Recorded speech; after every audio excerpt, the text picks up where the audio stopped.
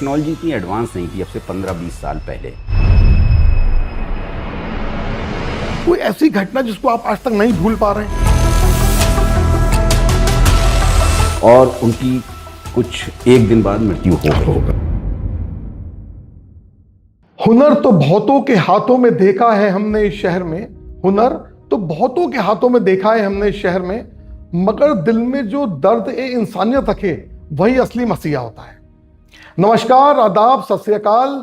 Dream circle news talk show में आपका बहुत बहुत स्वागत है। मैं बोलूंगा तो बोलोगे कि बोलता है। आज हमारे मंच पे एक ऐसी ही शख्सियत मौजूद है जिनका नाम सिर्फ मुरादाबाद या उत्तर प्रदेश में ही नहीं बल्कि पूरे देश के मेडिकल जगत में बहुत सम्मान के साथ लिया जाता है। हड्डियों और जोड़ों के दर्द से कर्राते हुए मरीज को जिन्होंने दोबारा दौड़ना सिखाया, नी रिप्लेसमेंट की दुनिया का एक ऐसा नाम जो किसी पहचान की मोहताज नहीं है। कॉस्मोस हॉस्पिटल के डायरेक्टर और शहर के गौरव डॉक्टर अनुराग अग्रवाल जी। डॉक्टर साहब की सबसे बड़ी खूबी यह है कि इनकी शोहरत का राज इनकी फीस नहीं बल्कि इनका सेवा भाव है। ये अपने पेशे और इंसानियत से प्यार करते हैं और शायद यही वजह है कि कुदरत ने इन्हें इस मुकाम पे पहुंचाया है। डॉक्टर साहब, बहुत बहुत स्वागत आपका हमारे इस खास पॉडकास्ट में। डॉक्टर साहब, मुझे लगता है कि अगर मैं आपकी तारीफ करने बैठूं तो बहुत टाइम निकल जाएगा तारीफ में, क्योंकि पर्सनल लेवल पे भी मैं आपका फैन हूं, आपकी कार्यशैली का फैन हूं। डॉक्टर साहब, एक पर्सनल से शुरुआत करते हैं। आपके बारे में जो बात मुझे सबसे ज़्यादा प्रभावित करती है वह यह है कि ऐसा लगता है कि आपने अपने प्रोफेशन को सिर्फ एक कमाई का माध्यम नहीं बनाया है बल्कि अपनी जिंदगी का मिशन बनाया है। आपको डॉक्टर बनने के बाद कब ऐसा महसूस हुआ कि यही मेरा रास्ता है, this is the right way for me? देखिए, ऐसा है कि ये जो प्रोफेशन है मेडिकल का, ये एक सेवा का प्रोफेशन तो है ही है। हाँ, प्रोफेशन ज़रूर है क्योंकि हर प्रोफेशन के लिए, हर व्यक्ति के लिए एक पैसे की ज़रूरत होती है, एक सर्टेन अमाउंट की ज़रूरत होती है। किसी इंस्टीट्यूशन को चलाने के लिए भी पैसे की ज़रूरत फाइनेंस जरूरी है। तो लेकिन उसके बावजूद भी हमको इंसानियत और इसकी नोबेलिटी को बनाए रखना होता है इस प्रोफेशन की, और हमको हमेशा ये ध्यान रखना होता है कि हम उसका एक बैलेंस बना के चलें। बहुत बढ़िया। और वो अगर बैलेंस बना रहता है एक सेवा का और सेवा का जो मूल्य है उसके बीच में, तो ये प्रोफेशन अच्छी तरीके से और सबसे अच्छे तरह से चलाया जा सकता है। सम्मान भी और पैसा भी। नहीं डॉक्टर सर, डॉक्टर को भगवान का रूप कहा गया है, यही वजह है, इसके पीछे यही वजह है। हाँ बिल्कुल। और डॉक्टर्स करते हैं काम, अच्छा करते हैं, लेकिन क्योंकि बिना मूल्य के तो कोई चीज़ करना संभव नहीं है, इसलिए वो एक ज़रूरी है। लेकिन यह है कि ये प्रोफेशन सेवा का है और सेवा होती रहनी चाहिए। सर जैसे आज के बहुत लोग घुटने के दर्द को उम्र का एक सामान्य मान लेते हैं, उम्र का हिस्सा है ये। ऐसा कौन सा संकेत है जिसे हम बिल्कुल नजरअंदाज नहीं करना चाहिए?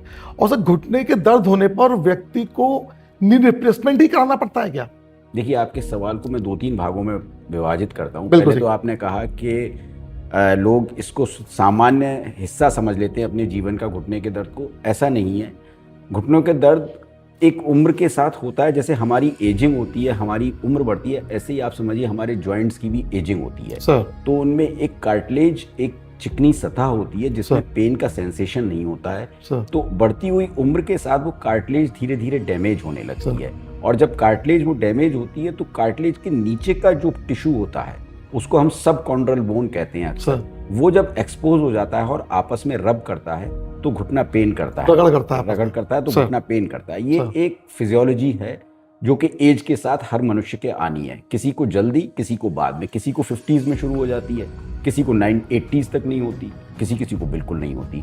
तो सामान्य हिस्सा तो नहीं कह सकते, लेकिन हाँ, बाय एंड लार्ज काफ़ी, मतलब 50% लोग इससे ग्रस्त होते हैं, लेकिन वो इतने ग्रस्त नहीं होते कि उनको ऑपरेशन की ज़रूरत पड़े। कुछ लोगों को थोड़ी बहुत दवा से और एक्सरसाइज से काम चल जाता है, लेकिन ऑपरेशन की आवश्यकता कब होती है? ये जब आपने मुझसे सवाल पूछा नी रिप्लेसमेंट, तो उसमें हम ये कहते हैं कि नी रिप्लेसमेंट का दर्द, पेन अगर आपको इतना ज़्यादा हो जाए कि वो आपकी नियमित दिनचर्या को प्रभावित करने लगे और आपकी क्वालिटी ऑफ लाइफ कॉम्प्रोमाइज़ होने लगे, आपको लगे कि मैं कहीं जाना चाहता हूँ, नहीं जा सकता, आप सोचते हैं बहुत जीना मुझे चढ़ना पड़ेगा, स्टेयर्स चढ़नी पड़ेंगी, आप अवॉइड करेंगे, मैं नहीं जाता, उसके घर में स्टेयर्स चढ़नी है, मेरे को नहीं जाना। ऐसा बहुत देखा गया है, बोले नहीं मैं नहीं जाता।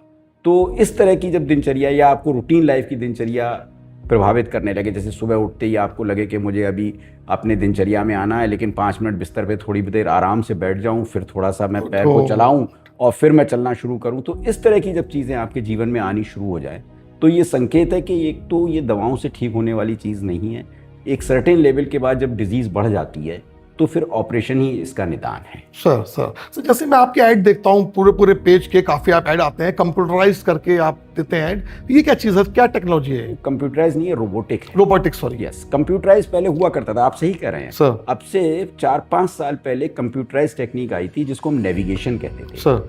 तो वो आप ये समझिए कि रोबोटिक का छोटा भाई था।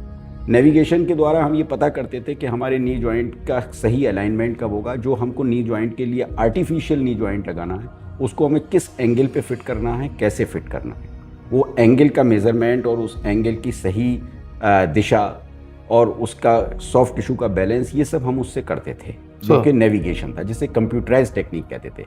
लेकिन उसके बाद फिर एक और एडवांसमेंट आया जिसको हम रोबोटिक्स कहने लगे। रोबोटिक में क्या होता है कि वो सब चीज़ें तो होती हैं जो एक नेविगेशन के द्वारा हमें इंफॉर्मेशन मिलती थी, इसमें क्या होता है कि एक रोबोटिक आर्म भी होती है जो कि हम अपने हाथ से कट करते थे नेविगेशन में, उसमें अब एक ऑटोमेटिक आर्म है जो कि सारी चीज़ फीड होने के बाद सारे एंगल्स मनुष्य के फीड हो जाते हैं कि उसका नेचुरल नी किस एंगल पर था, उसी एंगल पर वो रोबोट अब बोन को कट करता है और फिर उसी जगह पर हम जो आर्टिफिशियल नी है उसको इम्प्लांट करते हैं, क्योंकि हर मनुष्य के नी के एंगल्स डिफरेंट होते हैं।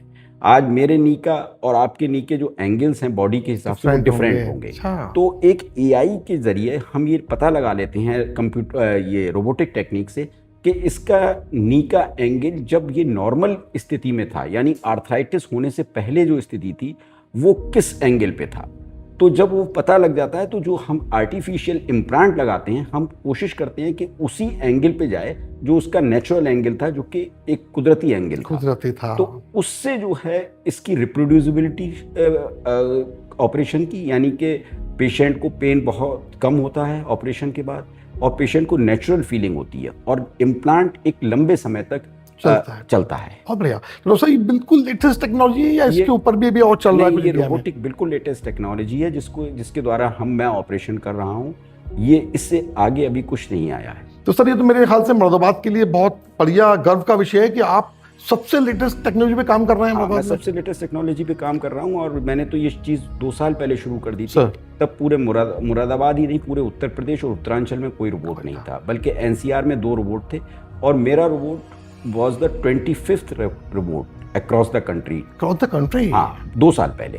लेकिन अब रोबोट्स और बढ़ गए हैं, लेकिन अभी भी यही लेटेस्ट टेक्नोलॉजी। सर एक पर्सनल क्या रिजल्ट कैसे आ रहे हैं सर, पहले के मुकाबले रिजल्ट अब कैसे हैं? रिजल्ट्स बेहतर हुए हैं। जो हम कन्वेंशनल तरीके से करते थे या परंपरागत टेक्निक से हम जो ऑपरेशन करते थे, उसके मुकाबले रोबोटिक टेक्नोलॉजी से अगर हम ऑपरेशन कर रहे हैं तो रिजल्ट्स काफ़ी बेहतर आ रहे हैं। पेशेंट सेटिस्फेक्शन बहुत हाई बढ़ गया है, बहुत बढ़ गया है और पेशेंट की जो रिहेबिलिटेशन है, एक्सरसाइज है, वो ज़्यादा पेनफुल हुआ करती थी पहले, लेकिन रोबोट के बाद बहुत आसान और बहुत इजी और पेशेंट बहुत कंफर्टेबल रहता है। बहुत बढ़िया, बहुत बढ़िया, बहुत बढ़िया। डॉक्टर साहब लोग ऑपरेशन के नाम से बहुत डरते हैं, नो डाउट ये जो 50 साल के बाद ही होता है, 60 साल के बाद तो उम्र भी निकल जाती है। ऐसा कौन सी गलतफहमी है लोगों के मन में जो लोग डरते हैं और नहीं कराना चाहते? सर देखिए ऐसा है कि ये खास करके जो नी रिप्लेसमेंट के साथ मैंने देखा चैलेंज जो फेस किया है as a doctor, as a surgeon, जब मैं किसी को नी रिप्लेसमेंट एडवाइस करता हूँ तो वो ये कहता है कि हमारे पास बगल में साहब वो थे, उन्होंने कराया, वो आज तक दर्द बता रहे हैं, हमने उनका देखा, उन्होंने कराया वो। तो क्या हुआ है कि शुरू में टेक्नोलॉजी इतनी एडवांस नहीं थी, अब से 15-20 साल पहले, तो इसके डिससेटिस्फेक्शन की रेट बहुत हाई थी। अब क्या है, एडवांस टेक्नोलॉजी के साथ साथ वो डिससेटिस्फेक्शन रेट कम हुई है, लेकिन लोगों को एग्जाम्पल वही है कि कोई किसी रिश्तेदार ने कराया तो कि हम नहीं करा रहे, उन्होंने कराया वो ठीक नहीं हुए, तो इसलिए ये थोड़ा सा प्रोसीजर इस तरह से थोड़ा बदनाम है। लेकिन धीरे धीरे अब लोगों को अवेयरनेस आ रही है और जैसे जैसे इसके अच्छे रिजल्ट्स आ रहे हैं, जैसे रोबोटिक टेक्निक के बाद या और एडवांसमेंट टेक्निक के बाद या जो हमारी कन्वेंशनल टेक्निक है वो भी एडवांस हुई है। ऐसा नहीं कि रोबोटिक्स ही एडवांस हुआ है, जो हमारी परंपरागत तरीका था करने का उसमें भी बहुत चेंजेस आए हैं, तो उसके बाद से अब इसकी एक्सेप्टेबिलिटी बढ़ी है। डॉक्टर साहब जैसे इंटरनेट और सोशल मीडिया का जमाना है, जैसा आपको पता है, लोग घुटनों के दर्द के हजारों इलाज उसमें आते हैं, उसमें दिखाते हैं, तो क्या वो सही होते हैं, उन पर भरोसा करा जाए या नहीं करना चाहिए? सर नहीं, उन सब पे भरोसा नहीं करना चाहिए। हालांकि कुछ भरोसे के योग्य होते हैं जो कि साइंटिफिकली प्रूव्ड हैं, मेडिकली प्रूव्ड हैं, उनमें जैसे कि एक्सरसाइजेज हैं या कुछ पेन किलर्स हैं या कुछ कार्टिलेज को बिल्डअप करने वाली मेडिसिन्स हैं, वो तो भरोसा किया जा सकता है, लेकिन आप हर इलाज पे भरोसा नहीं कर सकते। उसमें आप कुछ गलत मेडिसिन्स या कुछ ऐसी दवाएं भी खा लेते हैं जिसकी वजह से आपके शरीर को और नुकसान हो सकता है। तो व्यूअर्स बिल्कुल भी मीडिया पे, सोशल मीडिया पे बहुत भरोसा ना करें। और जब आपके पास इतना बढ़िया ऑप्शन है, इंडिया में 20 या 25 रोबोटिक सर्जरी करने वाले डॉक्टर से एक उसमें मौजूद है, तो आप किसी भी चक्कर में ना पड़े, सिर्फ डॉक्टर साहब को ध्यान दें। तो सब आपको देश के बड़े बड़े मंचों पर हमने सम्मानित होते हुए देखा है। जब मर्दाबादवासी आपको देखते हैं तो उनमें गर्व आता है सर। एक ऐसी प्रतिष्ठित सम्मानों को प्राप्त करने के बाद आपके मन में क्या भाव आता है सर? सम्मान को प्राप्त करने के बाद तो मुझे लगता है कि ठीक है, मुझे तो लग रहा है कि ये जो सम्मान मिल रहा है मुझे ज़्यादा ही मिल रहा है, मैं इसके काबिल नहीं हूँ, मुझे तो यही महसूस होता है। बाकी क्योंकि आपके जो चाहने वाले हैं, आपके मित्र हैं, लोग हैं और आपके शहरवासी हैं, वो उसको देख के गौरवान्वित ज़रूर महसूस करते हैं। मुझे भी अच्छा लगता है, लेकिन मुझे लगता है कि मिल रहा है तो अच्छा है, लेकिन मुझे लगता नहीं कि मुझे और कुछ करना चाहिए, तब इसके मैं काबिल हो पाऊंगा। नहीं डॉक्टर साहब, आप इसके नो डाउट इसके काबिल हैं। और पब्लिक में सर आपको बहुत प्यार मिलता है और पब्लिक आपसे बहुत प्यार करती है।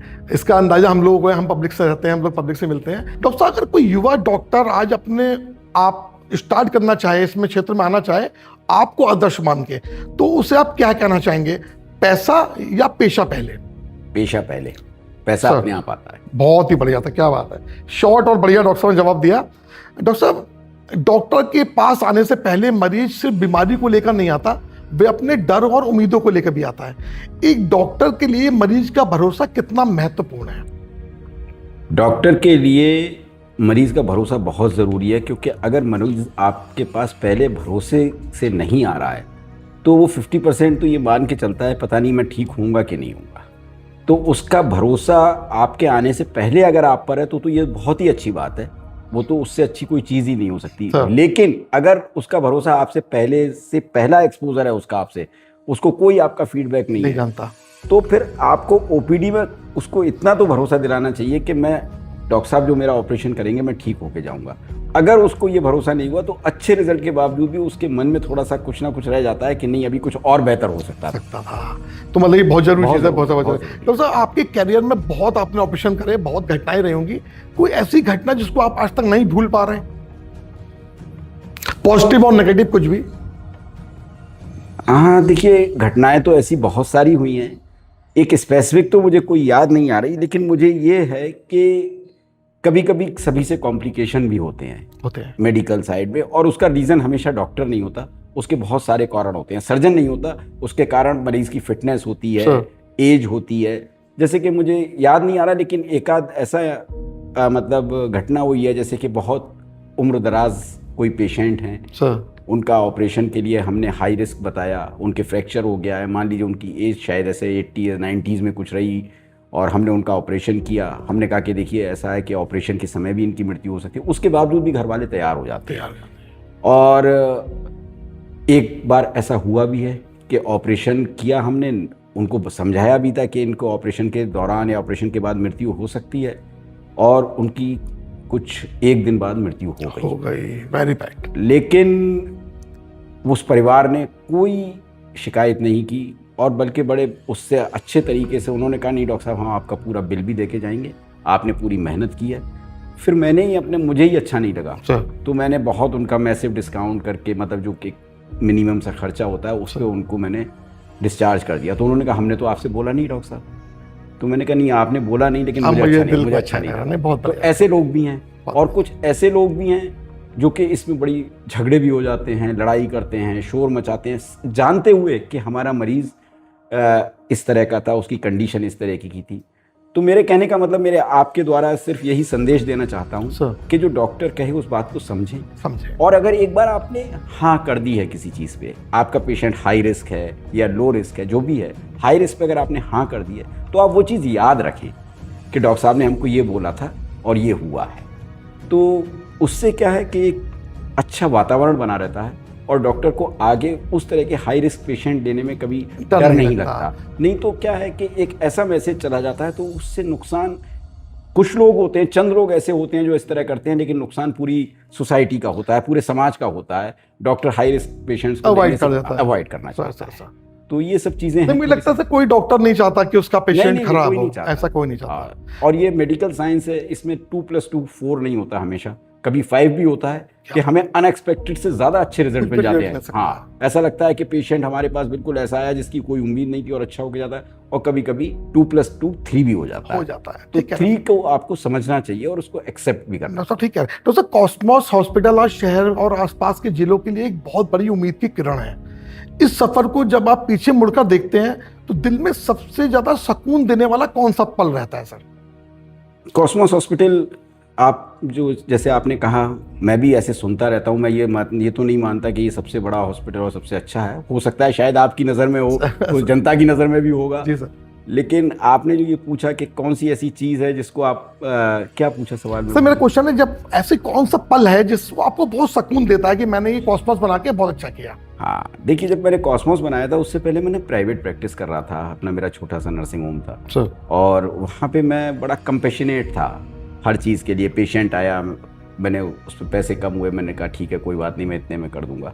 जब मैं कॉस्मोस बना रहा था तो मुझे लग रहा था कि इतना बड़ा एक कॉर्पोरेट टाइप का हॉस्पिटल बन रहा है, शायद वो बिहेवियर मेरा यहाँ पे बदल जाएगा, चेंज होगा। हाँ, और मैं इसके लिए बड़ा एप्रीहेंसिव था कि लोग मुझे कहेंगे पता ही डॉक्टर साहब वहाँ ऐसे थे और अब यहाँ ऐसे हो गए। तो ये एक मेरे मन अंदर चिंता थी, लेकिन मैंने उसको काफ़ी हद तक निभाने की कोशिश की कॉस्मोस में। बहुत करते हैं। हाँ, बहुत कॉस्मोस में निभाने की कोशिश की मैंने, और मुझे वो अभी भी सुकून देता है कि अभी भी लोग मुझे इस नज़र से नहीं देखते हैं। तो ये मेरे लिए सबसे बड़ी सुकून की बात है कि कॉर्पोरेट हॉस्पिटल जैसी इतना बड़ा स्ट्रक्चर और इतना बड़ा एस्टेब्लिशमेंट होने के बावजूद भी अभी वो चीज़ मेरे साथ जुड़ी हुई है और लोग इस तरह सोचते हैं। तो मैं करता ही होऊंगा शायद थोड़ा बहुत, मैं नहीं जानता, लेकिन अगर आप लोग सोच रहे हैं ऐसा तो बस यही मुझे सुकून देता है कि नहीं ठीक है। डॉक्टर साहब, आप तो, आपके लिए तो एक दिनचर्या नॉर्मल है, आप बहुत लोगों के साथ करते हैं, लेकिन जिसके साथ होता है सर वो याद रखता है। और मेरे पे बहुत लोग ऐसे मिलते हैं कि भाई हमारा बिल बहुत ज़्यादा था, हमने डॉक्टर साहब से रिक्वेस्ट की तो डॉक्टर साहब ने इतना डिस्काउंट कर दिया जितना हम सोच भी नहीं रहे थे। तो डॉक्टर साहब, आदमी आपकी तारीफ करता है, पीछे तारीफ करता है। बस ये चीज़ बनी हुई है, मुझे इसी बात की खुशी है और यही मुझे सुकून देता है। डॉक्टर साहब, अगर आप अपनी पूरी मेडिकल यात्रा को एक वाक्य में परिभाषित करना चाहें तो वो वाक्य क्या होगा सर? वो वाक्य है, सबसे पहले आपको अपना काम अच्छे से करना चाहिए और मरीज के प्रति और अपने प्रोफेशन के प्रति ऑनेस्ट रहना चाहिए सर। बाकी चीजें सब बात की हैं सर, मरीज के प्रति और पेशेंट के प्रति और अपने प्रोफेशन के प्रति, दोनों के प्रति ऑनेस्ट रहना चाहिए। बढ़िया लाइन। और डेडिकेशन एंड ऑनेस्टी, अगर आप मुझसे पूछे तो ये 2 वर्ड्स हैं। कोई भी आदमी अगर प्रोफेशन में आता है उसको ये करना चाहिए। बाकी तीसरा जो उसका पार्ट है, पैसे वाला पार्ट है, या जो उसका कमर्शियल एंगल है, वो अपने आप ही, आपने बताया तो अपने आप ही आता है, फिर अपने आप ही आता है।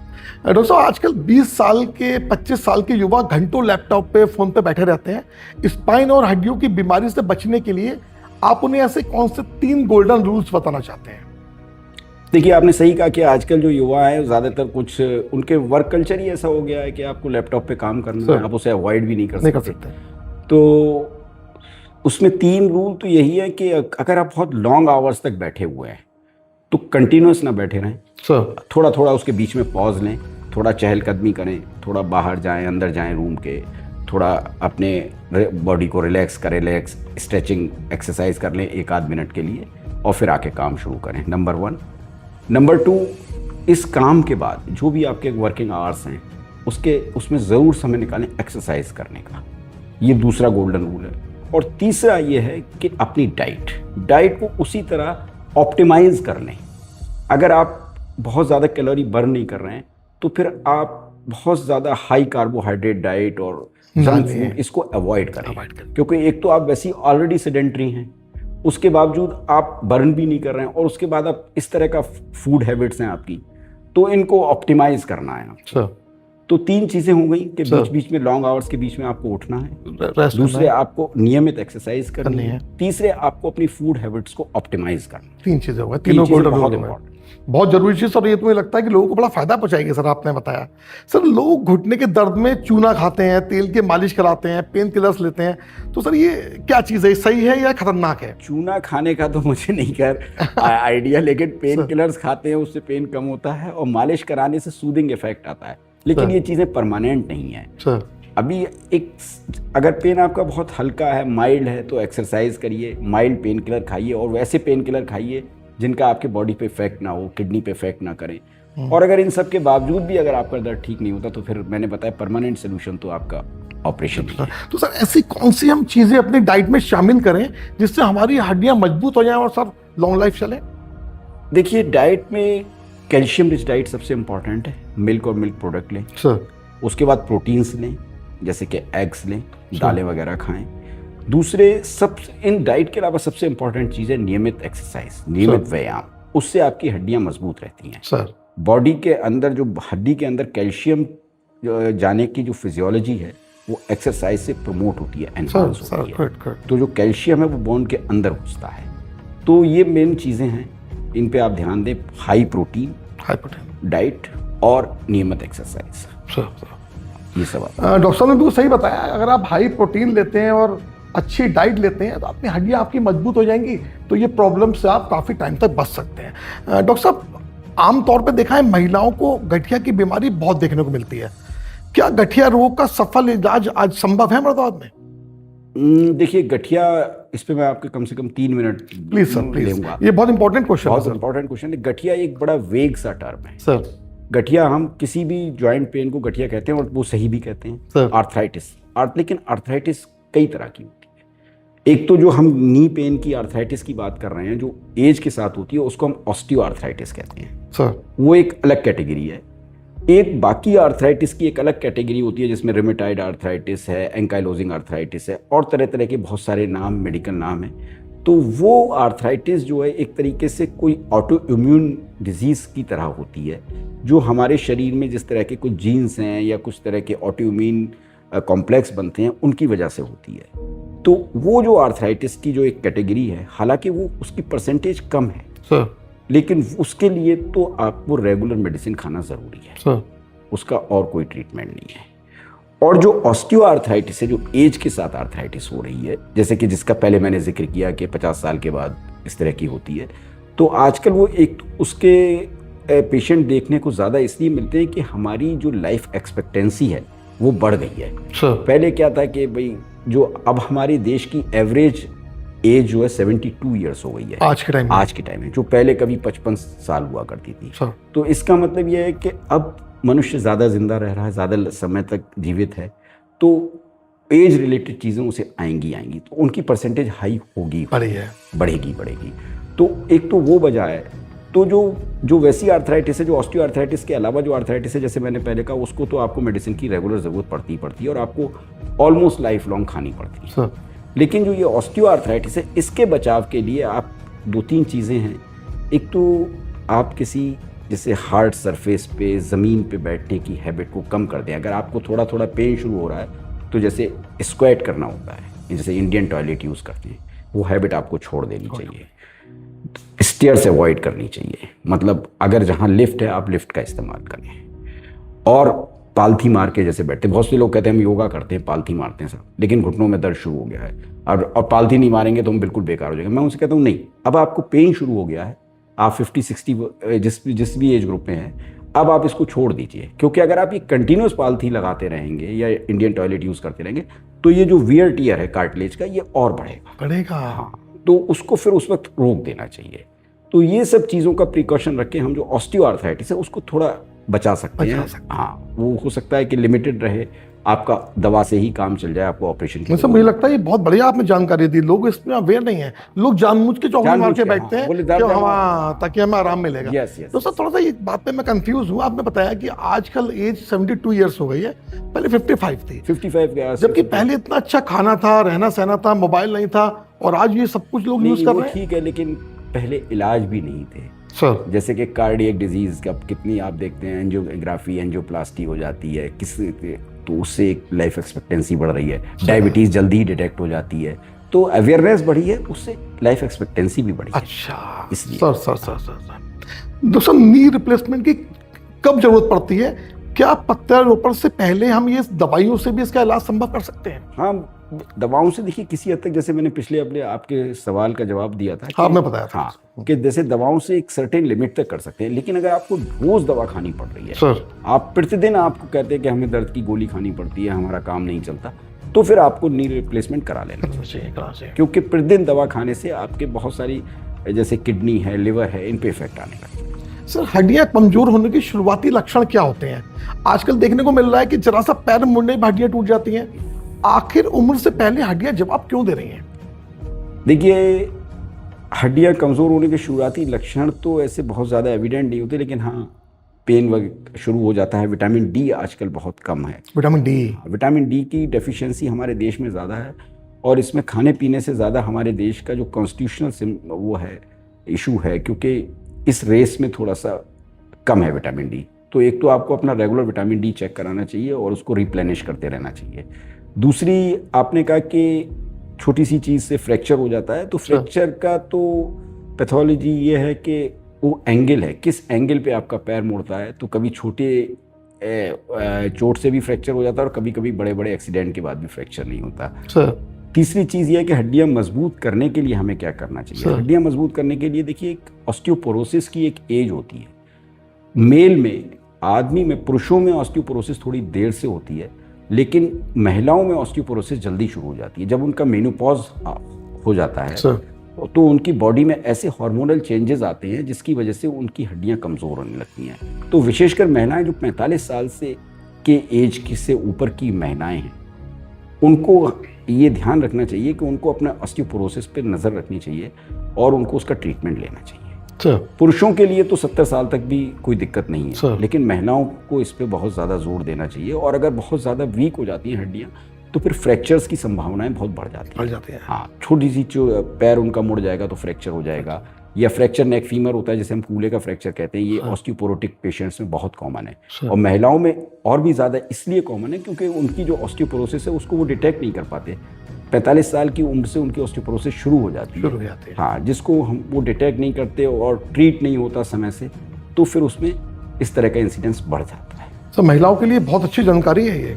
सर जैसे आपने बताया कि विटामिन डी सबसे बड़ा प्रमुख कारण है हड्डियां कमजोर होने का, सबसे बड़ा सूत्र क्या है सर विटामिन डी पाने का? विटामिन डी पाने के डाइटरी सूत्र तो ज़्यादा नहीं है। एक तो ये कहते हैं सन का एक्सपोजर हो, और अगर आपका विटामिन डी कम है और डिटेक्ट हो गया तो फिर आपको रेगुलर सप्लीमेंट ले लेना चाहिए। सप्लीमेंट? डाइटरी सोर्स उतने रिच नहीं है विटामिन डी के। जो मैं आपको बताऊं कि ये खा लें आप, तो आपको उससे रिप्लेनिश नहीं होगा।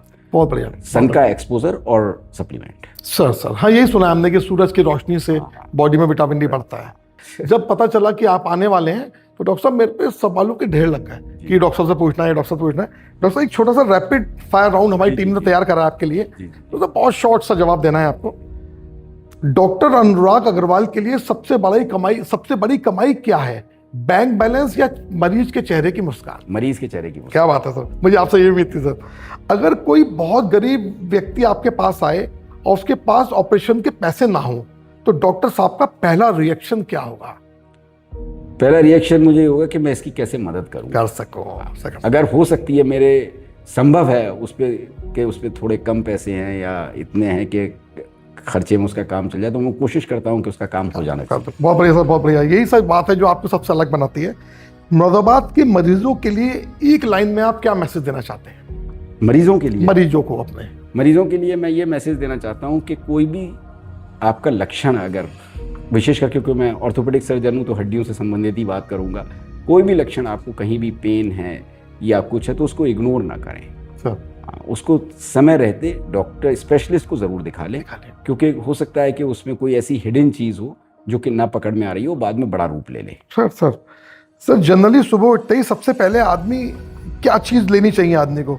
चाय, कॉफ़ी या मोबाइल?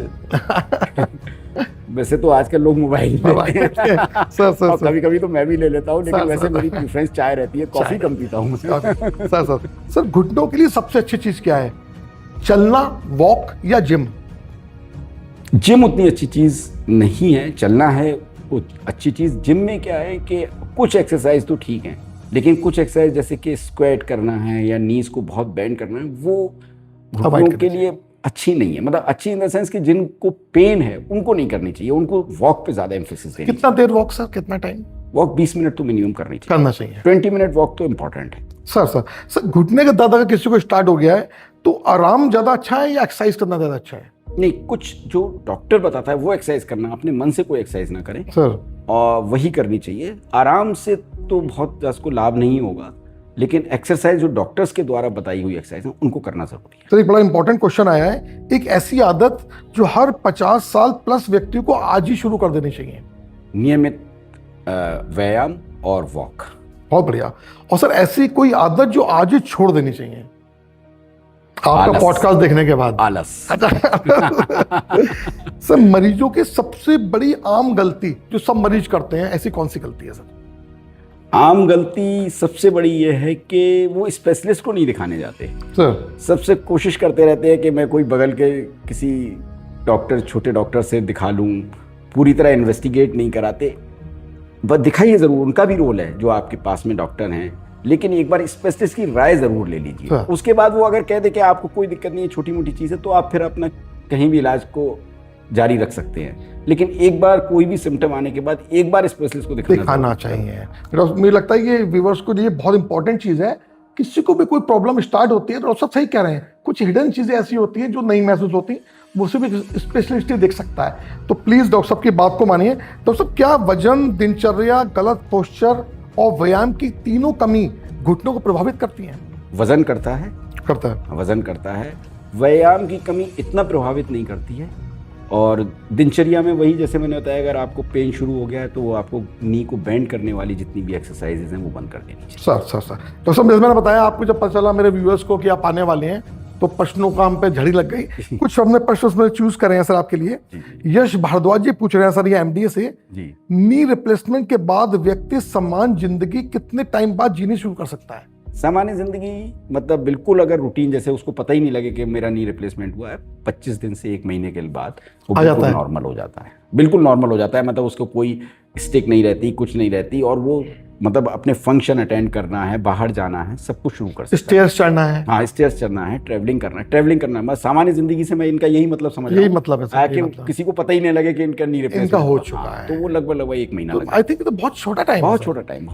सर ये जतिन भाई पूछ रहे हैं, सर अगर मैं आपसे कहूँ कि घुटना खराब होने के बाद भी इलाज शुरू करना सबसे बड़ी गलती है, तो आप आम आदमी को क्या सलाह देंगे? मैं आम आदमी को ये सलाह दूंगा कि स्पेशलिस्ट से मिलें और उस वक्त तक का इंतजार ना करें जब दर्द बहुत ज़्यादा बढ़ जाए। बल्कि मैं तो कहता हूँ, कुछ लोग मेरे पास आते हैं, नी रिप्लेसमेंट की ज़रूरत उनको 3, 4, 5 साल पहले होती है, लेकिन वो 5 साल तक उसको टालते रहते हैं। नहीं कराना है। अब कुछ लोग कहते हैं भाई इस उम्र में क्या ज़रूरत है। अब मैं कहता हूँ जवानी में तो किसी का ये ऑपरेशन होता नहीं है, और फिर वो इस स्थिति में आते हैं कि वो बिल्कुल व्हील चेयर पे आते हैं और बिल्कुल चल नहीं सकते। तो मुझे लगता है वो स्थिति भी नहीं आने देना चाहिए, क्योंकि उससे क्या है, ऑपरेशन की जटिलता बढ़ती है और ऑपरेशन के मनचाहा रिजल्ट, जैसे डिजायरेबल रिजल्ट है जो हम कह रहे हैं ना, कि एकदम से मरीज अगले दिन ही हमारा मरीज चलने लगता है, ऑपरेशन के नेक्स्ट डे हम चला देते हैं, खड़ा कर देते हैं, चला देते हैं, और जब वो डिस्चार्ज होता है तो वॉशरूम वो खुद जाता है।